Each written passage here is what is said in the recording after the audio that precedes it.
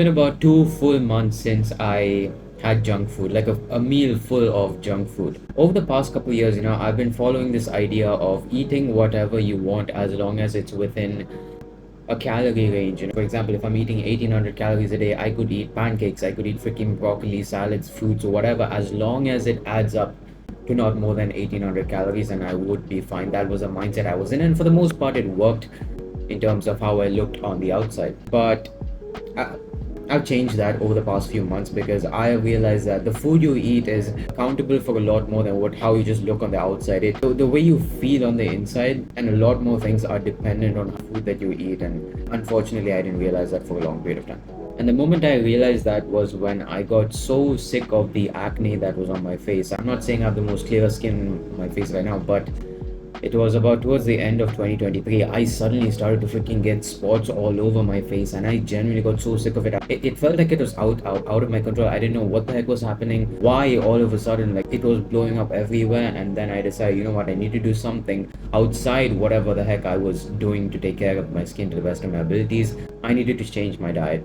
And my diet wasn't the worst. It was not like I was eating junk food 24/7, but obviously here and there I was including it, and I was like, you know what, let me just cut all this off and see how it goes. And I'll put up a picture somewhere, but this is the difference it made. It made a huge difference. And it wasn't just a case of, oh, I wanted better skin, so I did that. I genuinely felt better once I did this. I was lesser hungry throughout the day. And the best part about this is you have, especially when you're on a diet or, within a specific calorie range, you eat some junk food. Let's say you eat a chocolate bar or whatever, and that triggers your mind into wanting more of that. But you can't have more of that because then you're going to exceed your calorie limit. And that was the case for me. So for so many, well, for years now, cutting junk food off completely took away any little urge to binge eat or any little temptation to overeat on good tasting foods. That it completely took away that feeling. And I would say that has been one of the biggest benefits, because my diet was fine, but towards the end of the day, let's say I had 500 calories left. I would eat a bag of chips and I'd be like, you know what, I want more.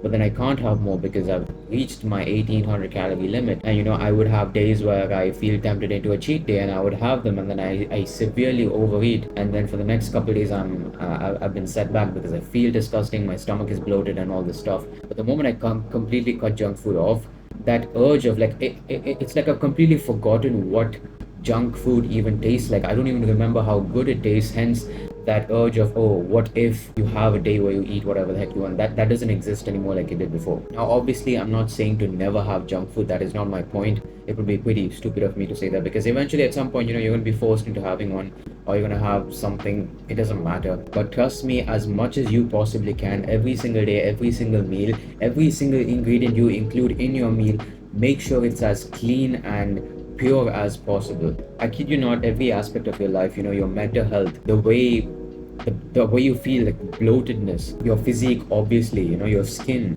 all these things will get so much better. And most importantly, your energy levels, it'll be a lot more stable throughout the day. You're not going to have random spikes of feel amazing and then random days where you feel like crap and you don't want to do anything. You're not going to have that. You're going to be pretty much stable for the most part. I highly recommend you hop onto, I'm not going to tell you, oh, do carnivore diet or hop on a vegan diet. It's not about that. It's just whatever the heck you're eating, make sure it's as clean as you possibly can. So freaking cut out the french fries, cut up the potatoes and throw it in the air fryer. It's more cleaner that way. Stop frying it in deep fried oil and stuff.